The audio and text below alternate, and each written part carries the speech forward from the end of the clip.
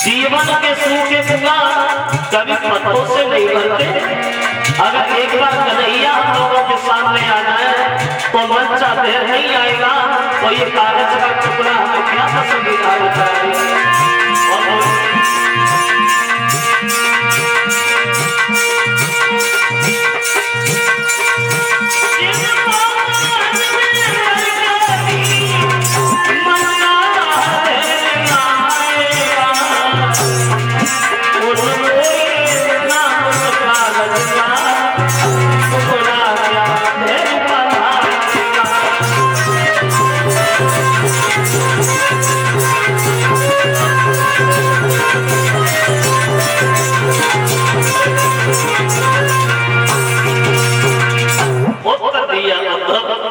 एक बार श्याम सुंदर हम लोगों के करीब आए तो मन चाहते नहीं आएगा तो ये कागज का टुकड़ा हमें क्या तसल्ली धारण करेगा।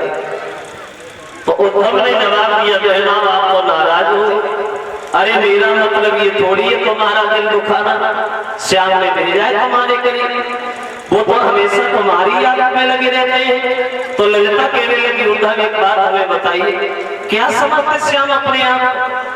ये वह वृंदावन है वो जहाँ तुम खड़े हो, जब थोड़ी सी माखन के पीछे नाच नाचे श्याम, पीछे पीछे घूमे हमारे। लेकिन किस्मत की बात बनी है उद्धव ये कि वो मथुरा में जाकर के राजा बने गए और हम उनकी याद में परेशान बेभूल गए उद्धव। लेकिन हम उन्हें कभी नहीं भूले, वो दिन वो समय वो वक्त आज भी हमें याद है। और बोली क्या भूल गए वो लचा था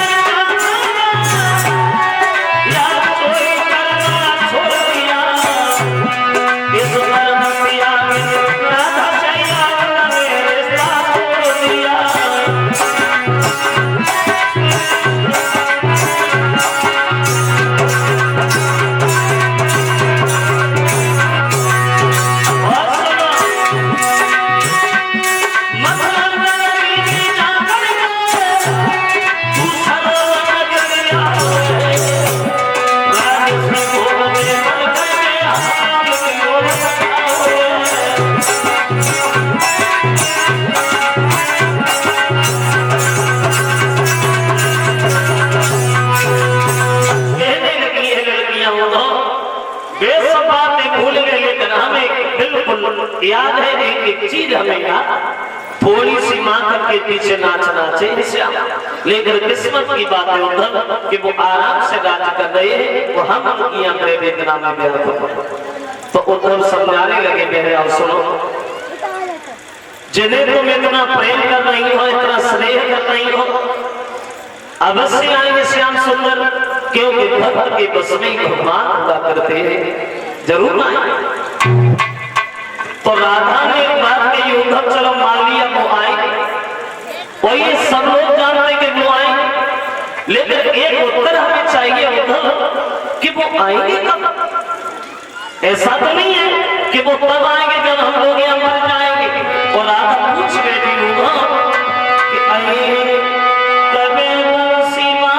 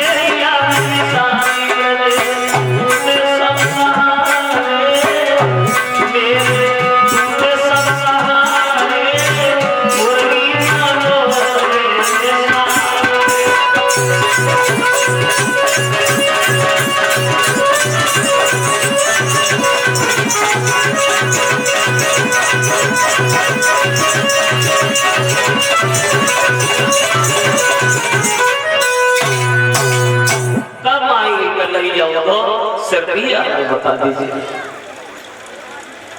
तो उद्धव ने जवाब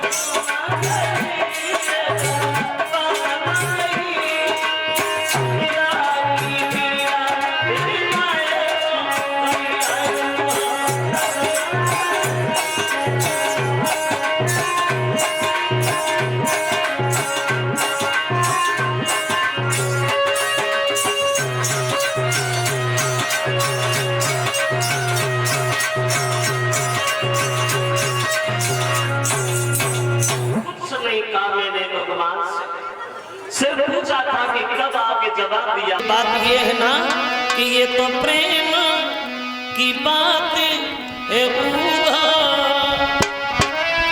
बंदगी तेरे बस की नहीं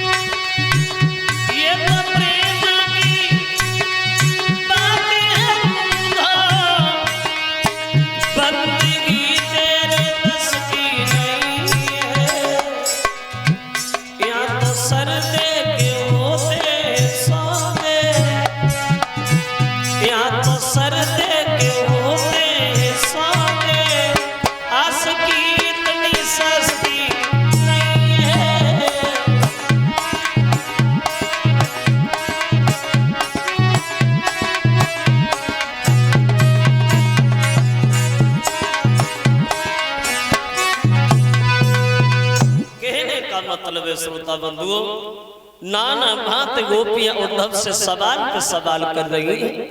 तो उद्धव ने आखिर में समझाने के बाद चले और कहने लगे अब मैं जा रहा हूं और श्याम सुंदर को तुम्हारी करीब भेज रहा हूं।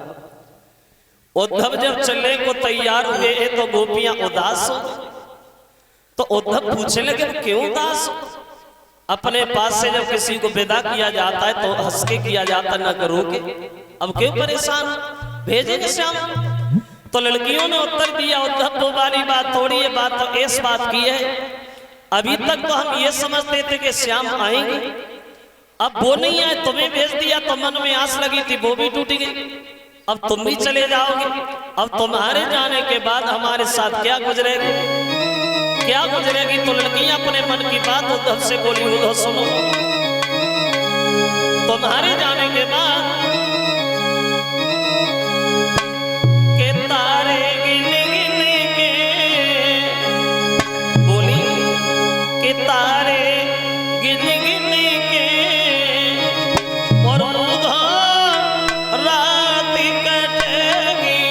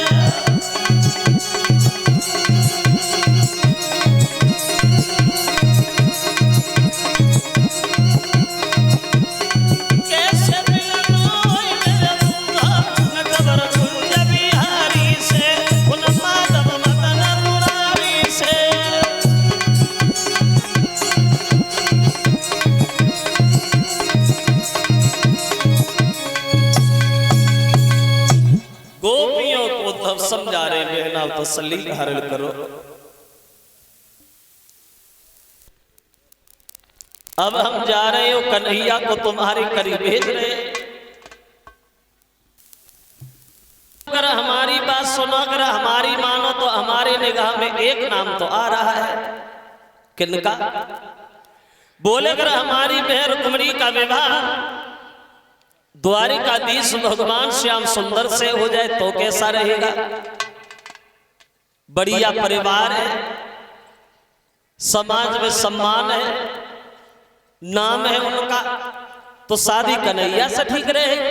उनसे बढ़िया कोई नाम नहीं है अभी अगर देखा जाए तो दुनिया में। भीष्मक ने सुना तो भीष्मक बहुत खुश हुए, बोले जी तो बात मेरे मन में गूंज रही है और नारद ने भी बताया है, तो कोई बात नहीं। अगर ऐसी बात सब लोगों की सहमति है तो कन्हैया से शादी पक्की कर दो। भेद तो खबर कि महाराज भीष्मक अपनी बेटी रुक्मिणी का टीका चढ़ाने आ रहे, शादी पक्की। पूरी बात नहीं बोल पाए तब तक उनका ही लड़का खड़ा हो गया बड़ा और हुक्म चिल्लाने लगा, पागल हो। अभी तक तो सुना था कि बुढ़ापे में आदमी की बुद्धि खराब हो जाती, लेकिन आज हमने देख भी लिया, पागल हो गए। अरे बुद्धि खराब हो गई तुम्हारी, किसकी पढ़ाई में लगे हो तुम? बन बन में गाय चराने वाला, दही माखन को लूट लूट के खाने वाला, औरतों के बीच में बंसी बजा के नाचने वाला, और वो एक ग्वाला। क्या मैं अपनी बहन की शादी उस ग्वाले के साथ कर दे? रहने का ठिकाना नहीं, बाप का पता नहीं, हम उससे शादी करें? बिल्कुल नहीं। और कोई देखो। तो भीष्मक ने उत्तर दिया, देख रुकुम बड़ा तो तू भी है, उसका भाई है, तो अभी शादी हो थोड़ी नहीं। अगर तेरी निगाह में कोई लड़का आ रहा है तो तू उसका नाम बता, उससे शादी कर ले। तो कहने लगा पिताजी अगर हमसे पूछो तो मेरी निगाह में एक लड़का तो है। क्या नाम? कहां रहता है? क्या करता है? बहुत बड़ा व्यवहार, बढ़िया परिवार, लंबा रोजगार, और कोई गैर नहीं है, अपना ही रिश्तेदार है। मतलब नाम क्या है? बोले सुनो आप जानते तो, लेकिन तुम्हारे दिमाग में नहीं आ रहा, मेरी बात सुनो। तो सुनी बाबुल के बिन रे और आज समझावे,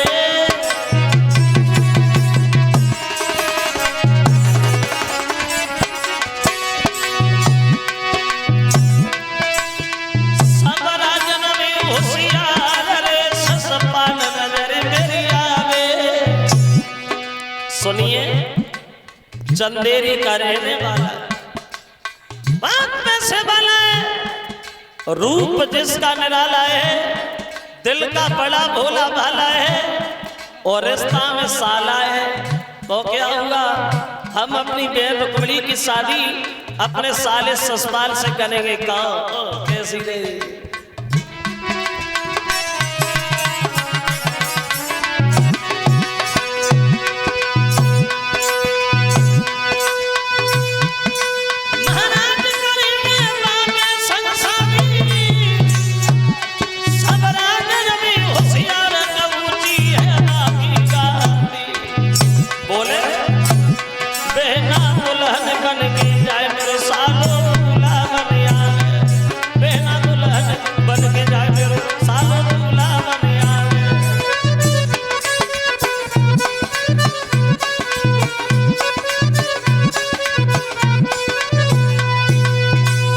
चंदेरी का रहने वाला, बात पैसे वाला है, गोरा है न कि काला है, दिल वाला है, हिम्मत वाला है, और रिश्ता में साला है। तो क्या हुआ?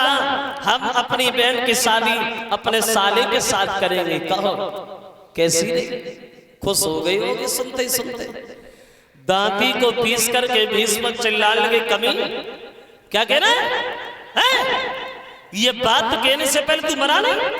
तुझे मौत नहीं आई? क्या तू अपनी बहन की शादी अपने साले से कर सकता है? रुकुम ने उत्तर दिया, क्यों नहीं कर सकता? जब अपनी बहन की शादी मुझसे कर सकता है तो मैं क्यों नहीं कर सकता? होगी उसी से हो। और एक बात और हमारी सुन लो, अगर तुमने भूल से भी भूल की, भूल से भी कन्हैया को इस आंगन में बुलाया, तो बहन की शादी नहीं बल्कि लाखों जीवन की बर्बादी हो जाएगी। मैं नहीं चाहता हूं कि 1000 औरतों के श्रृंगार उजड़ जाए, मैं नहीं चाहता हूं कि बच्चे अनाथ हो जाएं, नहीं चाहते हैं कि खून की नदियां बह जाएं। अगर कन्हैया घर में आएगा तो शादी नहीं बल्कि जीवन की बर्बादी। और तुम चिल्लाता हुआ बोला,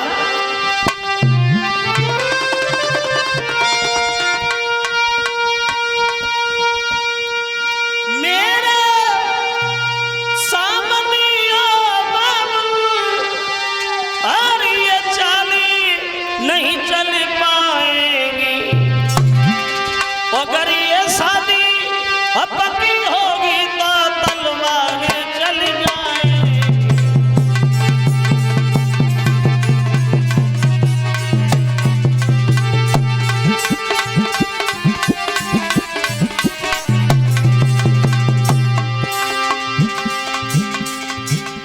अगर कन्हैया को घर में बुलाया, नतीजा गलत हो जाए और बोला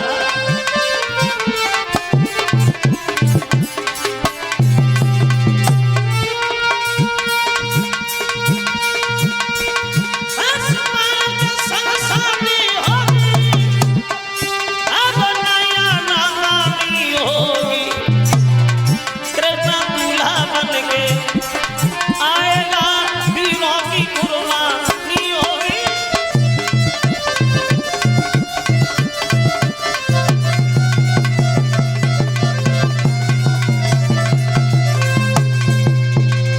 कन्हैया को घर में बुलाने की जरा भी भूल की तो नतीजा गलत हो जाएगा, बच्चे अनाथ हो जाएंगे, हजारों माताओं की गोदियां सूनी हो जाएंगी, हजारों औरतें विधवा हो जाएंगी।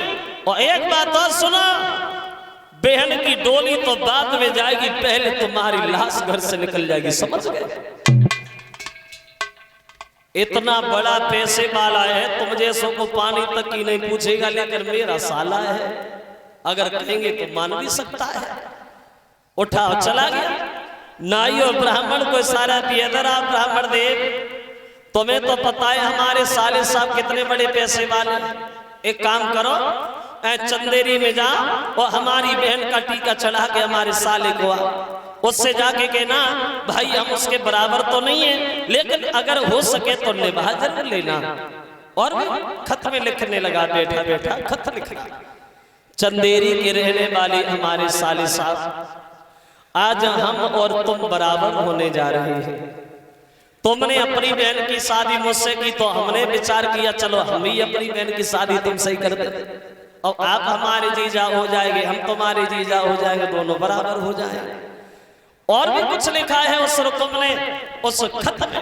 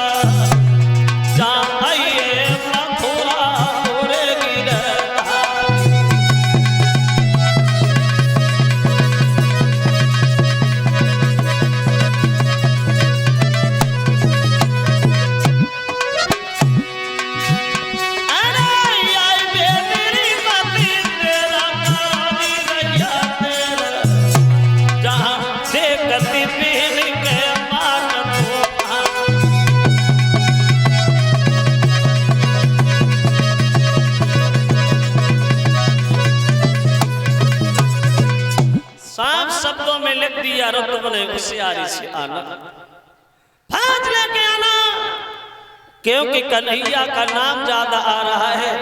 अगर वो आ गया तो लड़ाई की संभावना है, विवाद हो सकता है, इसलिए पूरी तैयारी से आना।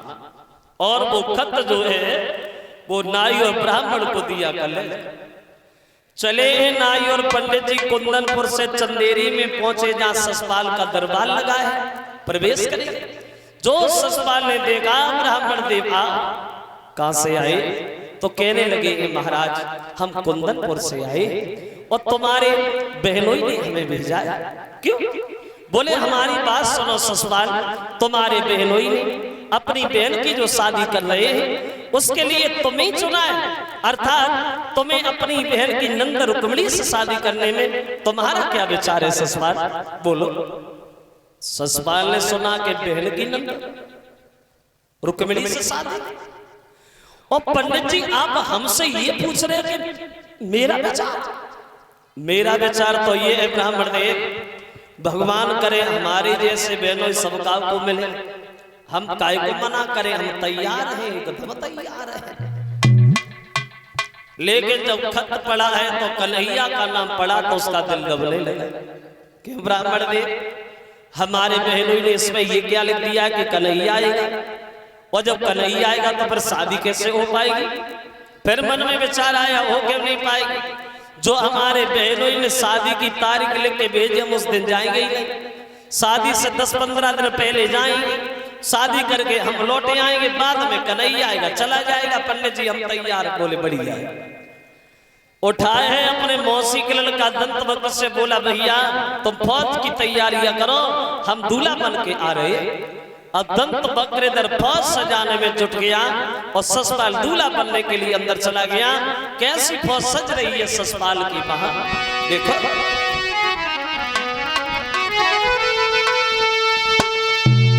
तो सजे सूर्य सामंत और वीर बलवंत इरादे मन में, कंधा पे धनुष और पालते कांतन में।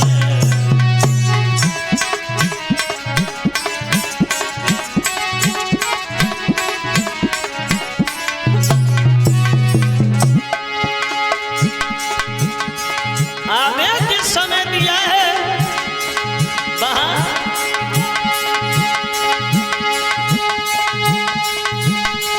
पाई ना जाती हर कदम नागी, छतरी फान के भैया और पहले नकारे मेरे बाजत खन फौज में टंका दो बलवा।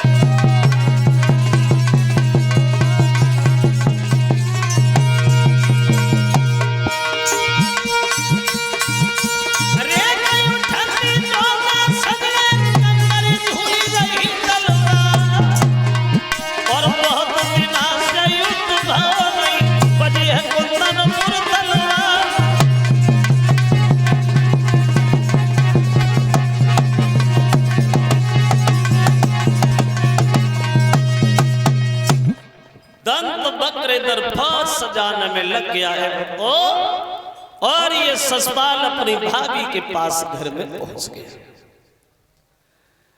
वो इशारा दिया है इधर आइए भाभी, हमें दूल्हा बनाइए, कुछ औरतों को बुला लाइए, गीत गवाइए।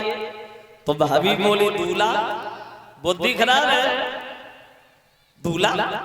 अरे ना तो कहीं से शादी वाए आए और ना कम से लगो ना आई ना टीका आओ, वैसे दूल्हा बन के किसके घर पे जाओगे? बुद्धि खराब है क्या? ससपाल बोलो भाभी पागल हम थोड़ी है, वैसे लगता है पागल तुम हो गई। क्यों? तुम्हें तो पता है कि हमारे बहनों कितनी अच्छी आदत के हैं। हाँ, उन्होंने अपनी बहन की शादी के लिए हमें चुना है, अर्थात मैं अपनी बहन की नंद से शादी करने जा रहा हूं। भाभी बोली, नंद क्या कह रहे हो? अरे पुत्र तुम्हारी पूजने की देवी है ना। ससुराल बोल, अगर ऐसी देवी देखी जाए कल से शादी बंद हो जाए। देवी देखनी है, शादी करनी है तो दूल्हा बना। अब 2-4 लड़कियां बुला ले आई जल्दी जल्दी में, दूल्हा बनाने लगी। लेकिन जब दूल्हा बनाया तो ससुराल को मां असगुन ज्यादा हुई। असगुन कैसे? जाके शीशा मार जाना धरो रे, सोई हुई गई छी कई अगारी।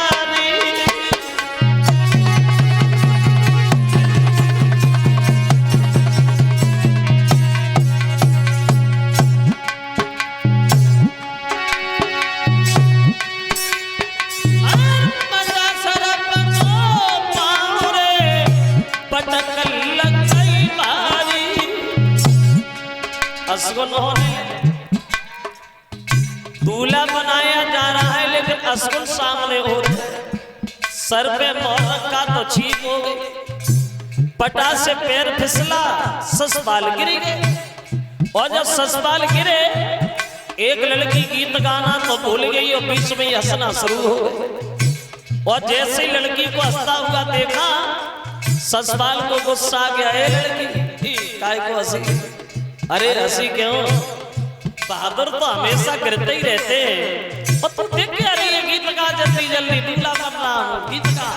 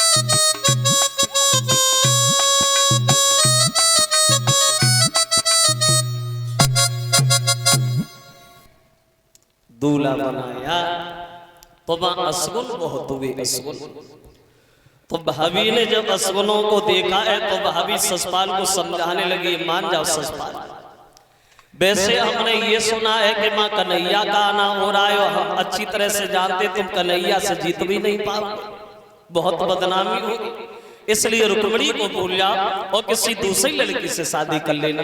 ससुराल बोलो, भाभी तुमने तो देखी नहीं है, हमने देखी, हमारी बहन की नंद है, इतनी तो सुंदर है, इतनी तो सुंदर है, अंधेरे में बैठा लो तो दीपक जलाने की जरूरत नहीं पड़ती, दूर से चमक जाती है। लाऊंगा तो देखती रह जाओ। वैसे दूल्हा बन गया, कमी तो कोई नहीं रही।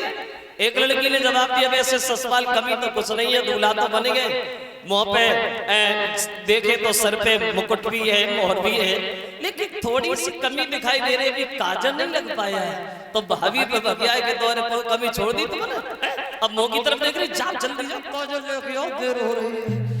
अब भाभी काजल लगा रही है, समझा ही रही है, मान जा और मत जा, लेकिन नहीं मान रहा है।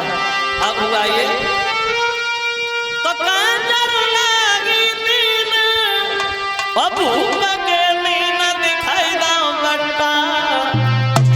कचुठारी गाय नहीं करे बचाए बिगड़िया ठसका।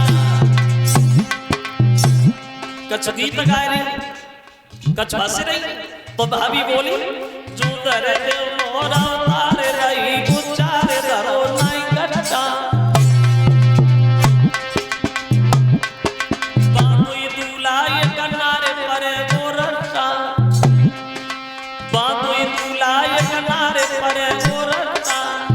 इसलिए ना मिली है दारू की बीड़ी प्यारी ये घट जावेगी शान तुम्हारी ये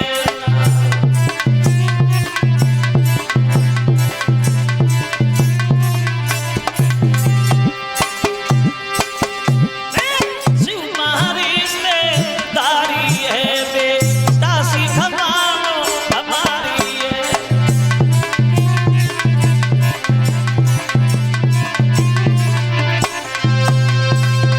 भाभी समझा रही है, नहीं मार रहा है ससपाल। सोने भाभी के बेन उठी है तन में ज्वाला, और मेरो का कर सके नंद गोलाला। तू चिंता न कर भाभी, अब जा रहा हूँ और उधर से दुल्हन लेके आ रहा हूँ, थोड़ी देर रुको, हम अभी गए वो अभी आए। बहुत जल्दी में है ससपाल। ए सैनिक को